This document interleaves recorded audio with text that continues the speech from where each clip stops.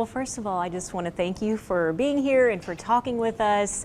We're so excited to be able to do this, but we want to know just a little bit more about you. If someone, doesn't know a lot about you or your music, what would you want to say to that person?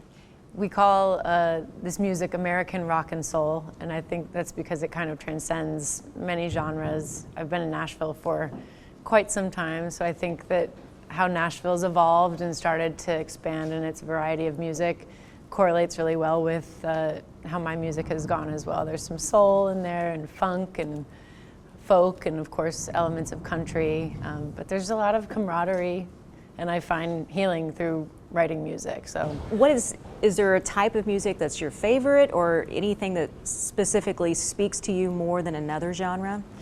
I love a singer. I think I kind of grew up in the time where the diva was kind of at the top of the charts with Mariah and Whitney, and Shania Twain was my first concert. So I love someone who can perform and really connect with the audience through their voice, Aretha Franklin. But I'm an equal opportunist when it comes to just production and sonics, and I think having that opportunity to play music live with my band is that moment, and the urgency and that connection with the audience is what I think has got me hooked. Okay, so no specific favorite type, it's just whatever speaks to you. Yeah, I think it's pretty varying, but I love the songwriter too. I think regardless of the adornments around the song, if the lyric is there and the story is there, that's what I prioritize. And talk about the Grand Ole Opry. You were just there. Yes. You almost have to pinch yourself sometime, because that probably seems almost like a dream. I try to not think too much about how many people and characters and figures have been on that stage, because it can be a little intimidating to think about the fact that Johnny Cash stood in that circle, but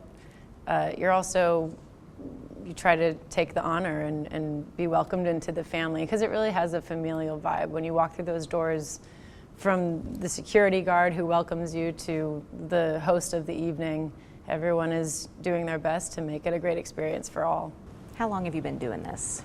I moved to Nashville in 2008. I was a teenager, but I've been singing since I learned at 2 years old that it made people around me happy, and I think I kind of, as a kid, was like, oh, all the adults just got quiet and listened to me sing this Disney song or whatever.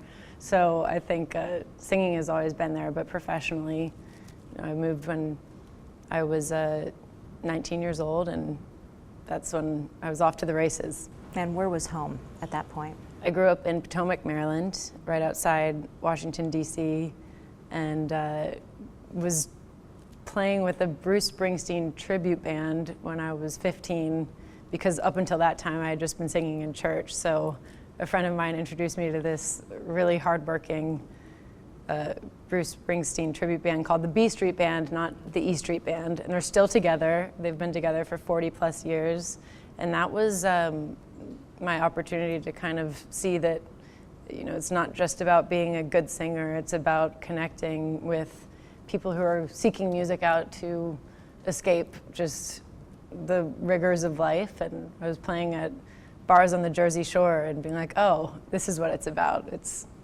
about the power of music and what it can do for people. Is that when you started writing your own music as well? Yes, I was sneaking in original songs that I was writing because I was still pretty shy about it, and I probably wouldn't want to play a bunch of the songs today that I was writing at the time, but it was really cool to have that experience, to be able to play these songs for an audience and see some of the people react or connect with what I was saying, and it was just positive reinforcement to keep writing. And you've had a lot of really cool opportunities. You've toured with a lot of really awesome people. Do you have any favorites that you've been on tour with that just, that you think back on and you're like, wow, that was awesome? Yes, I've been really lucky to have lots of very generous hosts, but Tim and Faith, the Soul to Soul tour, Tim McGraw and Faith Hill, just how iconic they are as a couple, and this tour having been one that they revisited, it was really cool to be a guest on, just because I could kind of see their work-life balance and the fact that they had such huge careers, but also were able to enjoy each other and incorporate music into their lives that way.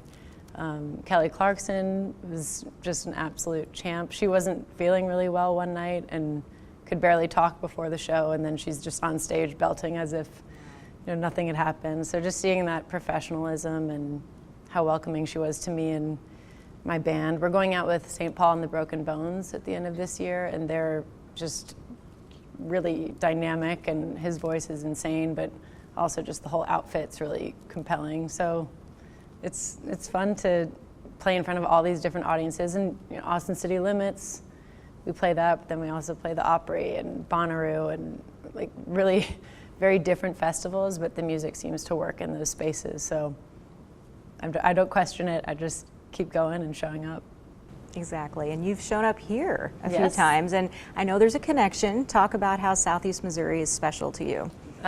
Well, I just love the community. I've married Austin Marshall, who's from Sykeston, over 7 years ago, so I've gotten to come back here and get to know the community, and also coming back for holidays and just nice, relaxing visits. It's a good place to come home to. And I know a lot of people don't always want to think past today, but do you have a think past today moment where you have certain goals and aspirations, or just live in the moment and see where life takes you? I wish I could live in the moment more, but fortunately I'm very excited about a lot of things coming down the pike, and one of them is releasing new music. Finally, I've had this album done for a little bit, and I get to release it next year. People will start to hear new music before this year is over. And in this industry, so much is planning in advance for like 90 minutes of music. So that's when I try to just really enjoy the moment when you're getting on stage and knowing that you've arrived at this moment that's taken so much planning and people traveling from all over to be there. So What can you tell us about the new album? What will it be like? What can we expect out of that? it's a little more introspective than any albums I think I've released thus far. It's the 4th full-length album I'm putting out, and I wrote a lot of it. A lot of the ideas originated, when I was by myself, and I had some immensely talented co-writers to kind of realize these ideas with. But it's got some pretty cinematic production. There's a 64-piece orchestra on some songs. I listened to a lot of Carole King, I think, when I was writing these ideas, and I'm just excited. It feels like the natural progression from the music I've released, but maybe slightly more personal. I was going to ask which artist you connect with the most. It sounds like she's one of them. Are there others that you just really draw inspiration from? Yes, I love Carole's ability to write a song, and her music seems so timeless to me, even 50 plus years old, the album Tapestry, and I think it still obviously is so relevant today. God, I love Aretha's production and Confidence, a lot of the music that came out of Fame in Muscle Shoals. James Taylor, there's so many artists. I think just those that make music that stands the test of time because it's authentic, and they're not trying to chase a trend, but they're trying to make music, human music. I've heard that some people compare you to Aretha. That's very nice of those people. Very special to get that type of compliment, right? Yes, yeah, she's the queen, and I thank them for that, but it's a humbling compliment to receive because she's the best there ever was and probably ever will be. Why do you love doing this? I love people. I think that this is definitely an industry that it's not about the individual. It takes a village. I love traveling with my band. I get to do this with my husband. It takes me all over the world, and I think people are so generous with their stories when you talk to them after a show or after they've heard your music, and it just is the most alive I think I could feel by pursuing this.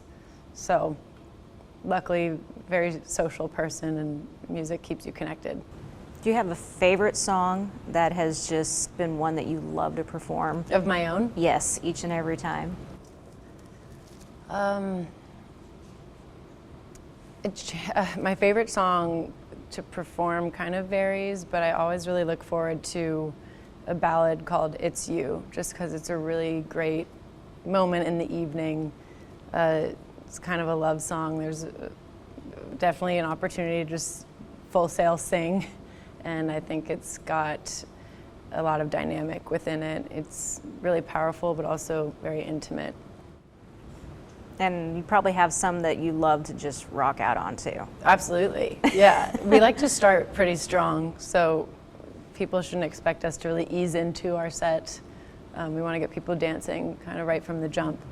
That's probably fun to see. That's probably a special moment. We can really see people enjoying your music. Does that ever get old? No, it never gets old. And I think there's so much adrenaline in the beginning of the show that I can't really start with like a ballad.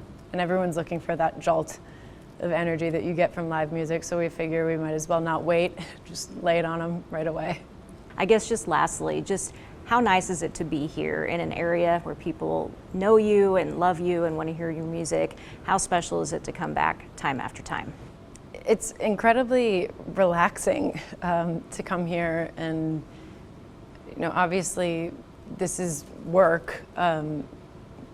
If I were to describe what I do for a living, but this is a vacation in so many ways, and it's really nice to just feel that support. It's very palpable when I come here, and we show all the highlights on Instagram and socials and everything. We get to show you all the high points, but it can be really hard, and there can be a lot of fatigue, and this is a great way to kind of fill up the well again and just know you have people all over the country, but I definitely have people here, so it's reinvigorating.